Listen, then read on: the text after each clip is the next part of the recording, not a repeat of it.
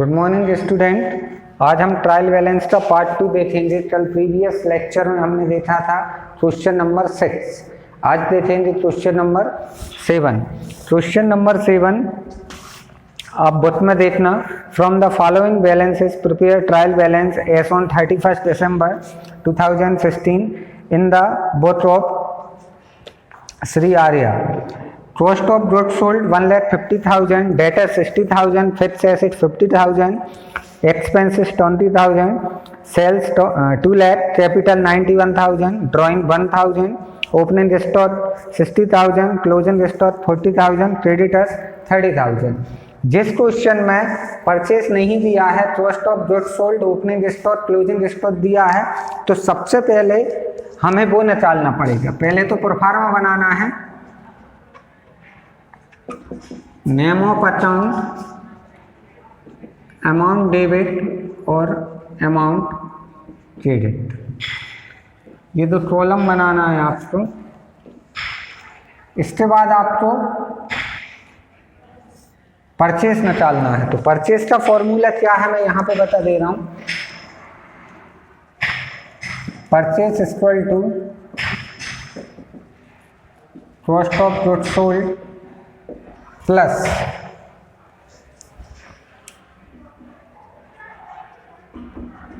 Closing stock minus opening stock.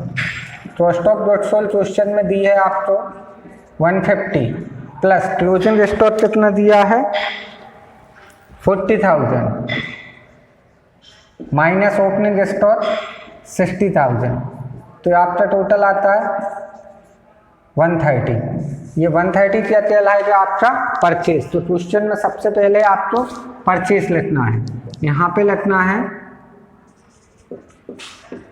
Purchase account, debit balance होता है 1,30,000। इसके बाद दिया है डेटर्स, तो यहाँ पे लिखना है डेटर्स अकाउंट। क्या है डेटर्स 60,000। इसके बाद फिक्स्ड एसेट्स,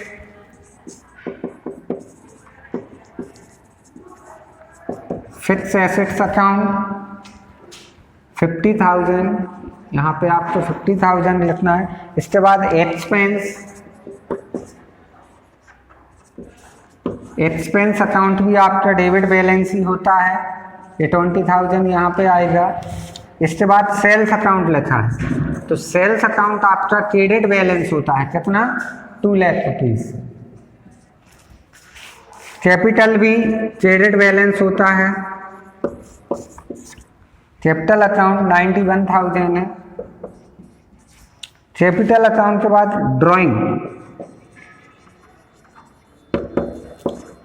ड्राइंग अकाउंट आपका डेबिट बैलेंस होता है 1,000।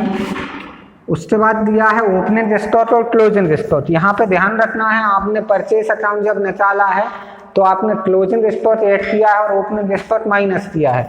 तो यहाँ पे आप ओपनिंग और क्लोजिंग स्टॉक में से आपको सिर्फ ओपनिंग स्टॉक लिखना है, क्लोजिंग स्टॉक छोड़ देना है। इसका ओपनिंग स्टॉक कितना था 60,000, क्लोजिंग स्टॉक वहाँ पे ऐड हो गया है कॉस्ट ऑफ गुड्स सोल्ड में, जो यहाँ पे उसकी वैल्यू आती है, तो इसलिए हम क्लोजिंग स्टॉक नहीं लिखते, सिर्फ ओपनिंग स्टॉक लिखेंगे। और लास्ट वन दिया है क्रेडिटर्स। क्रेडिटर्स कौन सा बैलेंस होता है क्रेडिट बैलेंस होता है। एक बार इसको रिवाइज करना है। All expense are debited while all income are credited. जितनी भी आपके एक्सपेंस सब डेबिट होंगे, जितनी भी इनकम है वो क्रेडिट होगी। All assets are debited and all liabilities are credited.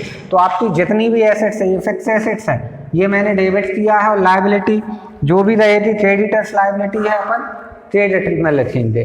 सीधा सा फंडा है, 4 रूल है। एसेट सभी डेबिट होती हैं, लायबिलिटी सभी क्रेडिट होती हैं, एक्सपेंस जितने भी होते हैं डेबिट होते हैं, और इनकम जितनी भी होती है क्रेडिट होती है। ये चीज़ आपको हमेशा ध्यान रखना है। लास्ट में इसको आपको टोटल करना है। यदि आपका टोटल एज इट इज बराबर आता है दोनों साइड का, डेबिट और क्रेडिट का, इट मीन्स आपका क्वेश्चन पूरा सही है। इसका टोटल करना है हमें 2,91,000, 30,000, तो 3,21,000। इसका होता है 130, 160, 190, 190, 240, 260, 261, 261 प्लस 60, 321। ये हमारा आंसर सही है। आपको एक चीज और ध्यान रखना है, डेबिट बैलेंस क्रेडिट बैलेंस दोनों एज इट इज होना चाहिए। यही आपका आंसर इंडिकेट करते हैं। यदि ये इक्वल नहीं है, बराबर नहीं है, इट मीन्स आपका क्वेश्चन गलत है। आपको बेसिक फंडामेंट इसमें क्या याद रखना है, डेबिट बैलेंस और क्रेडिट बैलेंस। अकाउंट का कौन सा अकाउंट डेबिट बैलेंस है, कौन सा क्रेडिट है। यदि आप और कॉस्ट ऑफ गुड्स सोल्ड, कभी भी ट्रायल बैलेंस में cost of goods sold include नहीं होगा। कॉस्ट ऑफ गुड्स सोल्ड दिया है तो आपको उसको परचेस बनाना पड़ेगा। परचेस निकालने का फॉर्मूला मैं आपको पहले ही बता चुका हूँ, cost of goods sold plus closing stock minus opening stock.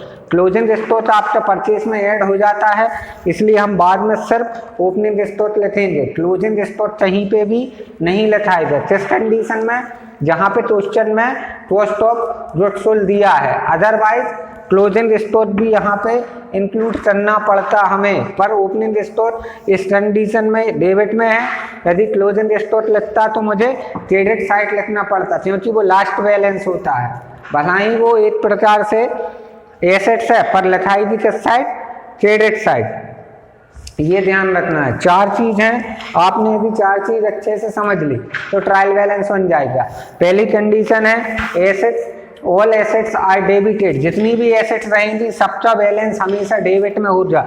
All liabilities are credited. जितनी भी लायबिलिटी रहेंगी सबका बैलेंस क्रेडिट में होगा, चाहे बैंक लायबिलिटी हो चाहे पर्सनल लायबिलिटी हो। सेम होता है एक्सपेंस में, all expense are debited while all income are credited. जितने भी एक्सपेंस हैं सभी डेबिट बैलेंस के होते हैं, जितनी भी इनकम है आपकी वो सब क्रेडिट बैलेंस होती है। इस क्वेश्चन में एक नया पॉइंट था आपके लिए, ड्राइंग। ड्राइंग को आप क्या बोलोगे, एक्सपेंस या इनकम।